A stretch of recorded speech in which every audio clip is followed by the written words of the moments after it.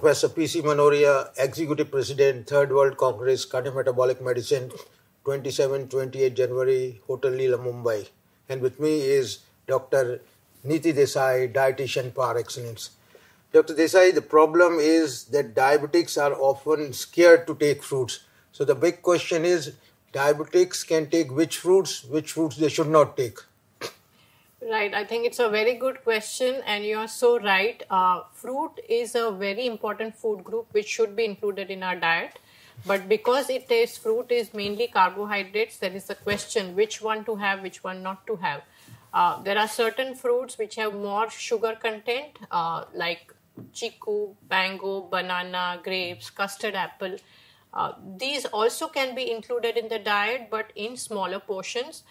More importantly, what one needs to do is do not have fruit with the meals. The fruit should be had as a mid-meal snack. And number two, if we add a few nuts or add a few seeds with the fruit, then also the sugar won't spike and it can be very well be a part of your healthy diet plan. Full fruits are better or juice is better? Any day, whole fruit. Fruits are meant to be eaten. Fruits are not meant to be had as drinks. So, whole fruit any day compared to fruit juice. So, when we go for breakfast, we see large number of people taking fruit juice right at the onset of breakfast. Is it a healthy habit or unhealthy habit? Fruit juice is basically natural sugar. So, for example, you may eat 1 or 2 oranges, but when you have a glass of fruit juice, it's almost 4 or 5 oranges that have been squeezed, plus all the fiber is out. So, this is a pure natural sugar solution, which you will finish in 30 seconds flat. You will not get the feeling of satiety also, and you've just loaded yourself with lots of calories and lots of sugar. So, fruit juice, even if occasionally you want to have, definitely go for it, but in a quantity which is around 120 to 150 ml. See, diabetics are often very keen to have mango. So what is the take on this? They should take mango, they should not take limited amounts. What should they take on mango? Yes, so people with diabetes often ask this question whether mango should be had or not, and the season is coming in next 2 months.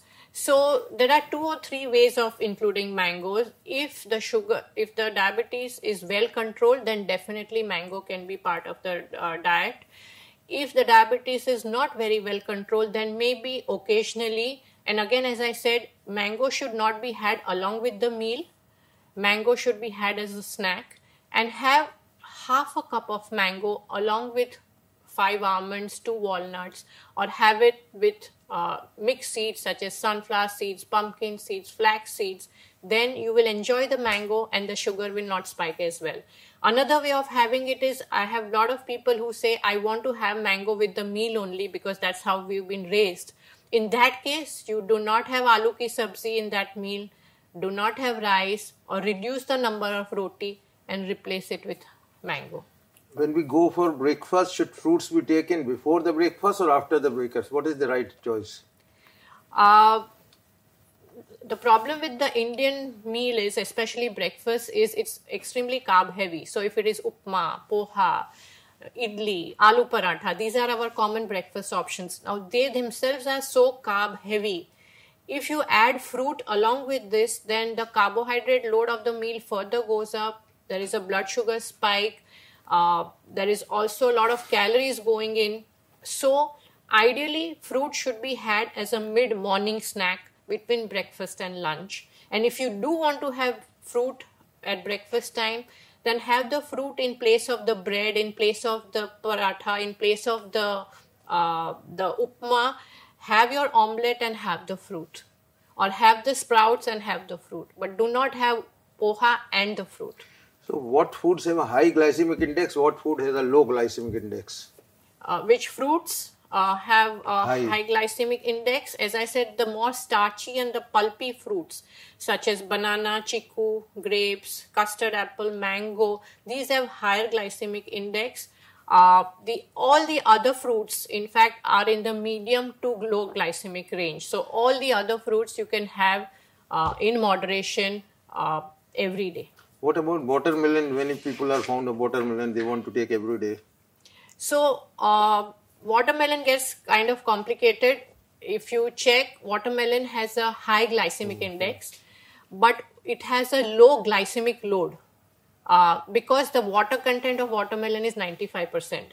So, watermelon can be part of your plan. In fact, you can have almost 1 to 1/4 cup of watermelon without any problems.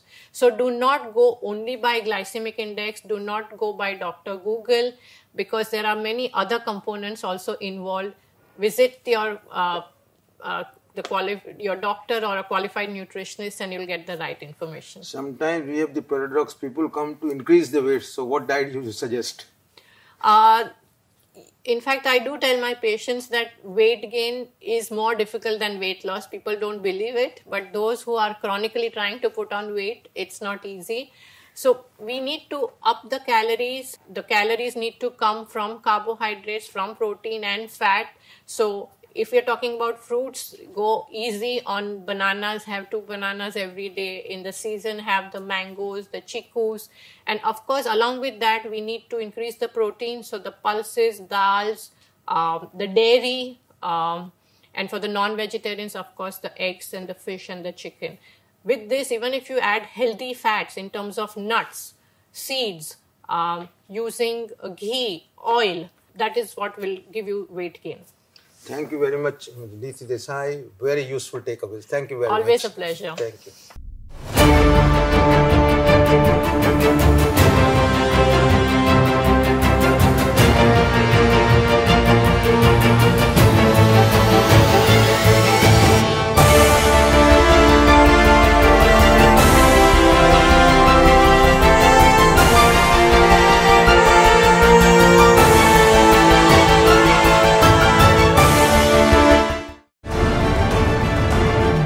Insights from the world's best medical minds.